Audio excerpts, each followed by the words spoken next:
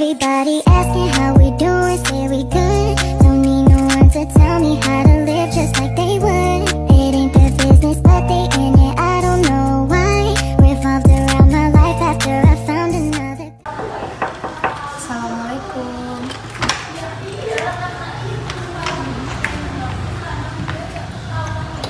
Waalaikumsalam. Silakan dulu, Mbak.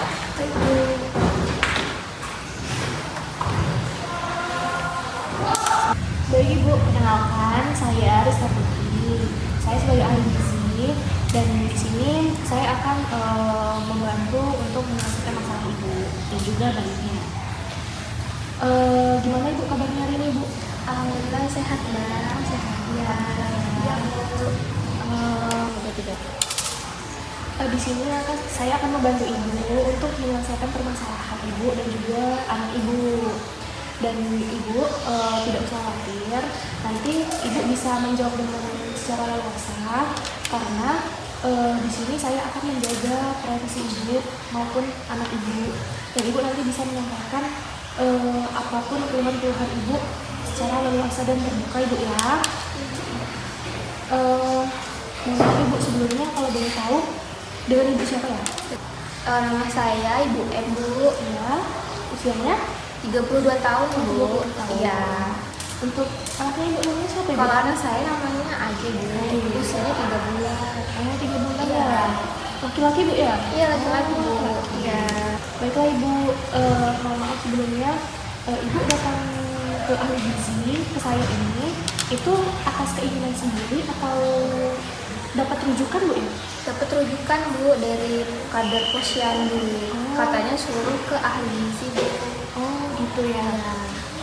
Kalau boleh tahu nih Bu, tujuan rujukannya itu datang kepada saya itu karena apa Ibu ya? Awalnya kan saya posyandu Mbak. Nah, selama 2 bulan ini tuh berat badan anak saya nggak pernah naiknya paling cuma sedikit-sedikit. Habis itu si kader posyandunya menyuruh saya untuk ke ibu, ke ahli gizi untuk memperbaiki berat badan anak saya Bu. Soalnya setiap bulannya kan naiknya cuma sedikit-sedikit ya Bu. Baiklah, Ibu tidak usah khawatir. Di sini saya akan membantu permasalahan Ibu mengenai berat badan dari anak Ibu. Maka dari itu, kalau boleh tahu Ibu, anak Ibu ini lahir tanggal dan bulan berapa Bu Ibu? Tanggal 1 Mei 2024 Bu. Oh, jadi 2 bulan yang lalu ya? Iya Bu. Oh iya Bu, kalau boleh tahu waktu awal lahir itu bayinya itu berat badannya berapa Bu sama panjang badannya? Untuk awal lahir itu berat badannya 3,2 kilo. Terus kalau untuk tinggi badannya tuh 50 cm Bu. Baiklah. Dan waktu bulan kedua itu kan Ibu datang ke sana lagi? Datang Bu. Oh, datang ke sana Iya. ya. Dan itu tuh kalau boleh tahu ini enggak berat badan dan panjang badannya berapa Bu? Posyandu yang kedua itu Bu, berat badan anak saya itu sekitar 3,5 kilo Bu. Untuk tinggi badannya 53 cm.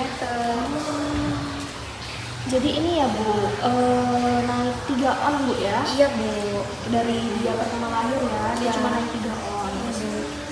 Yang seharusnya bayi itu per bulannya naiknya 1 kilo sampai 2 kilo Bu ya? Iya Bu. Baiklah. Dan kemarin waktu datang ke posyandu lagi, yang di bulan Juli ini, kalau boleh tahu naik berapa Ibu? Atau berapa berat badan dan panjang badannya? Kalau untuk yang posyandu berikutnya itu berat badannya 4,3 kilo Mbak. Terus kalau tinggi badannya tuh 56 cm. Jadi naiknya juga nggak banyak gitu. Iya Bu, cuma sedikit-sedikit naiknya. Maka dari itu kita akan melakukan penimbangan berat badan sama panjang badan terlebih dahulu Bu ya. Iya Bu. Untuk altimeternya. Ya. Ibu ini bayinya pakai pempes nggak Bu ya? Pakai Mbak. Oh, udah berapa lama Bu? Atau baru sebentar? Baru sebentar Mbak. Oh, baru sebentar. Iya. Oke. Jaketnya boleh dilepas dulu Bu ya. Boleh Mbak. Silakan pelan-pelan ditaruh.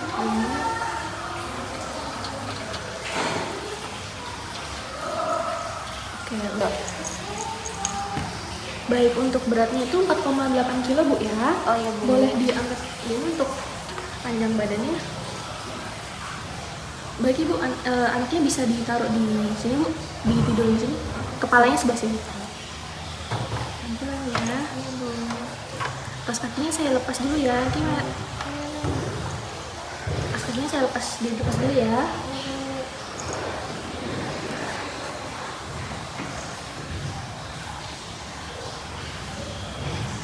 Oh, untuk panjangnya 56 cm ya? Iya. Udah, cukup. Bisa diangkat ini.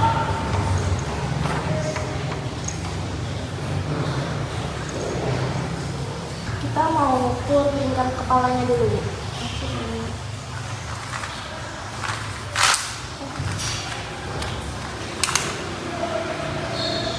Bisa deh ya.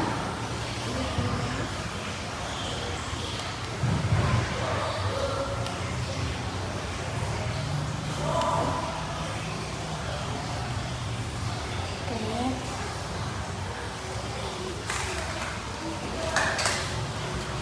Maaf untuk ya. Iya. Adiknya dari tadi nggak bangun ya? Enggak, Bu. Terus dia tidur. Iya, kelas.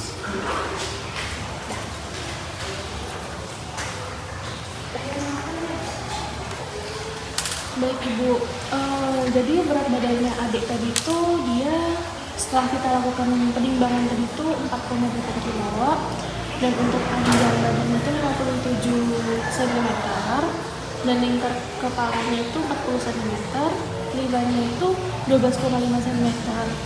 Dan jadi naiknya itu tuh nggak terlalu signifikan Ibu ya, dari bulan ke bulan Ibu ya. Iya. Baiklah. Oh iya, Bu, jadi kesalahannya ada di mana ya, Bu? Kenapa berat badan anak saya setiap usia itu naiknya cuma sedikit-sedikit, Bu? Baiklah. Kalau boleh tahu Ibu, Ibu menyusuinya itu dalam sehari itu berapa kali Bu ya, dan itu durasinya berapa lama? Untuk sehari itu 10 sampai 12 kali, Bu. Terus kalau durasinya sekali menyusui itu sekitar 10 sampai 20 menit, Bu. Jadi Ibu menyusuinya setiap 2 jam sekali Bu ya? Iya, Bu. Dan menyusuinya itu sekitar durasi itu 10 sampai 20 menit Ibu Iya, ya? Bu. Selain itu Ibu, apakah ada keluhan yang lain Ibu dalam proses menyusui itu? Saya tuh kadang kalau lagi nyusuin anak saya tuh merasa kurang nyaman, Bu. Soalnya rasa puting saya tuh kayak rasa sakit gitu loh, Bu. Terus juga ngelihat anak saya tuh kayak kurang nyaman pada saat saya nyusuin. Jadi kurang puas Ibu? Iya. Baiklah. Oh, jadi dalam proses menyusui Ibu tuh Ibu ini ya nggak merasa nyaman juga ya, dan juga bayinya ya? Iya, Bu. Karena tadi tuh puting Ibu lecet ya? Iya. Jadi perih Ibu ya waktu? Iya, waktu nyusuin juga perih. Oh, jadi bayinya tuh makanya dia waktu ngisap itu putingnya karena luka tadi makanya perih, makanya Iya. bayinya itu nggak nyaman gitu ketika menyusui. Iya, Bu. Baiklah. Oh ya, untuk posisi menyusui sendiri Bu, Ibu bagaimana, atau nyaman nggak Ibu waktu ketika menyusui? Nah, itu, Bu, masalahnya ada di situ. Saya kurang mendapatkan posisi yang nyaman pada saat menyusui anak saya, Bu. Oh, baiklah Ibu. Mungkin posisi Ibu dalam menyusui itu kurang tepat Ibu ya. Iya. Sehingga anak Ibu tuh merasa tidak puas atau kurang nyaman. Dan apalagi ditambah puting Ibu juga terdapat luka, yang mana hal tersebut juga dapat mempengaruhi Ibu dalam proses menyusui, sehingga Ibu menyusui itu hanya sebentar-sebentar Ibu ya. Iya, Bu. Akan tetapi itu frekuensinya sering, setiap 2 jam sekali. Ya, terus betul Ibu, saya juga bingung karena kan kalau anak saya nyusunya nggak nyaman, berat badan anak saya tuh setiap posyandu tuh juga naiknya cuma sedikit-sedikit, Bu. Mungkin itu dapat menjadi salah satu masalahnya Ibu ya. Di sini Ibu tidak usah bingung, saya akan membantu. Baiklah, di sini saya akan menunjukkan posisi menyusui yang tepat dan nyaman Ibu ya. Nah, di sini ada gendong buayan, di sini ada gendong buayan silang, dan ini ada gendongan bola, berbaring dan berbaring menyamping dan berbaring ke bawah. Jadi Bu, dari semua posisi menyusui ini, apakah ada kesamaan dari cara Ibu menyusui anaknya dengan gambar yang di sini? Ada sih Bu, yang pertama. Cuma kalau yang pertama itu bedanya saya tuh kalau yang Ibu contohkan itu di gambar, itu kan bawahnya ada alasnya ya Bu. Iya. Tapi kalau saya itu nggak pakai alas Bu, jadi langsung saya sanggah pakai tangan saya sendiri. Yang kadang tuh membuat nggak bisa lama-lama buat nyusun anak saya, soalnya capek Bu. Oh iya, mungkin itu sih Bu, itu yang membuat Ibu tidak nyaman Bu ya, dan bayi juga kurang nyaman mungkin ya, karena hanya ditopang dengan tangan. Dan sebaiknya Ibu kalau dengan posisi gendong buayan ini seharusnya itu memakai alas Ibu, supaya kitanya nyaman dan juga nggak pegel tangannya kan untuk menggendong bayinya. Dan juga sebisa mungkin badan bayi dan kepala itu menghadap ke ibunya, karena dengan begitu bayi tuh kayak merasa nyaman, aman gitu di dekapan ibunya. Jadi ibu bisa mencoba memperagakan sendiri nanti di rumah posisi menyusui ini, dan ibu mungkin bisa mencari mana posisi ibu yang nyaman gitu ya. Oke, selain dari posisi menyusui, ibu di sini ada tips perekatan menyusui. Itu tuh yang mana bisa memudahkan bayi dalam menghisap ASI. Jadi kalau boleh tahu ibu ya, mohon maaf, posisi putingnya ibu ketika menyusui anaknya itu bagaimana ibu ya? Ini Bu, cuma putingnya aja yang masuk ke mulut anak saya. Jadi kalau posisi kayak gitu biasanya benar apa salah ya Bu? Karena saya nggak tahu Bu. Itu kurang tepat ibu. Jadi supaya bayinya dapat menghisap ASI dengan secara optimal, itu tuh ini ada cara yang benar. Dan cara yang benar itu seluruh puting atau areola itu tuh bagian pinggir puting Bu. Ada kan yang hitam-hitam di pinggir itu? Iya Bu. Itu harus sepenuhnya masuk ke mulut bayi. Nah, yang mana hal tersebut dapat memudahkan bayi dalam menghisap ASI dan juga mengoptimalkan keluarnya ASI. Jadi kan kita nggak tahu kan ibu, bayi itu menghisap ASI itu seberapa banyak kan, kita tidak tahu kan. Nah, kalau dengan posisi puting saja yang di dalam mulut, areolanya tidak masuk ke dalam seluruhnya, itu dapat memungkinkan ASInya itu tidak keluar secara banyak gitu atau secara optimal. Nah, makanya disarankan untuk perekatan menyusui yang benar itu dengan memasukkan semua bagian puting di bagian areolanya tadi. Ibu sudah tahu kan areola itu apa? Sudah Mbak. Itu ke dalam mulut. Nah, semuanya dimasukkan. Dan juga di mana bayi di situ akan merasa puas ketika menyusui dan setelah menyusui. Begitu Ibu. Oh gitu ya Bu. Iya.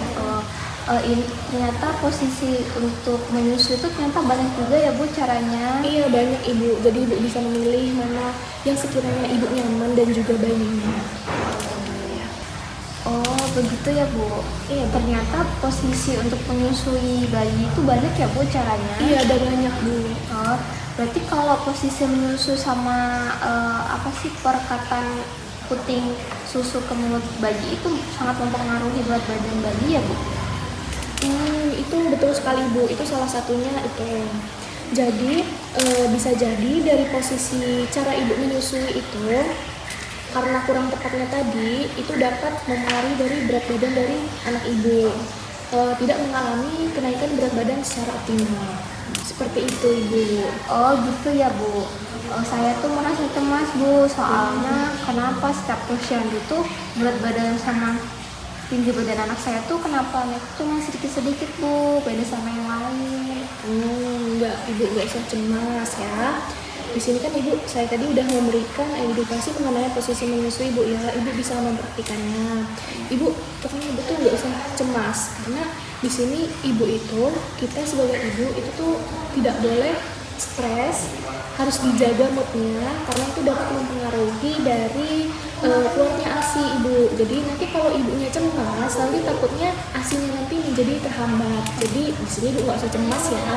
Ibu bisa melakukan mempraktikkan posisi menyusui yang nyaman tadi dan dijaga moodnya agar tetap bagus atau baik ibu ya. Seperti itu ibu. Mungkin ada hal yang mau ditanyakan lagi bu? Saya mau tanya bu, cara buat ningkatin ASI boosternya biar ASInya lancar terus saya juga merasa nyaman buat ngasihin anak saya tuh gimana ya bu? Oh, untuk ASI booster ya. ASI booster itu tuh ibu bisa makan makanan yang sehat seperti sayur-sayuran, buah-buahan, protein, karbohidrat itu terpenuhi ibu ya. Nah untuk sayurnya sendiri tuh bisa daun-daun yang hijau seperti bayam, terus daun katuk, daun kelor itu bisa memperlancar atau memperbanyak produksi ASI. Dan untuk kecukupan karbohidrat sendiri itu ibu bisa dapatkan dari seperti kentang, ubi atau jagung itu bu ya. Dan untuk proteinnya itu juga proteinnya cukup ibu ya. Ibu bisa mengonsumsi seperti ayam, ikan yang mengandung banyak omega gitu kan. Terus telur juga itu sangat penting untuk menjaga produksi ASI tetap lancar dan optimal ibu. Dan juga ditambah vitamin-vitamin seperti suplemen. Tapi suplemen itu tidak terlalu dianjurkan. Maksudnya di sini sebagai ibu menyusui harus hati-hati dalam memilih suplemen seperti itu. Oh baiklah ibu kalau begitu. Baiklah ibu sudah cukup paham ibu ya dengan apa yang sudah saya jelaskan tadi. Baiklah ibu, untuk dapat mengetahui pemahaman ibu lebih lanjut, kalau boleh bisa ibu jelaskan apa saja yang ibu dapatkan setelah sesi konseling ini dilakukan. Tadi kan saya menjelaskan cara menyusui anak saya kurang tepat dulu.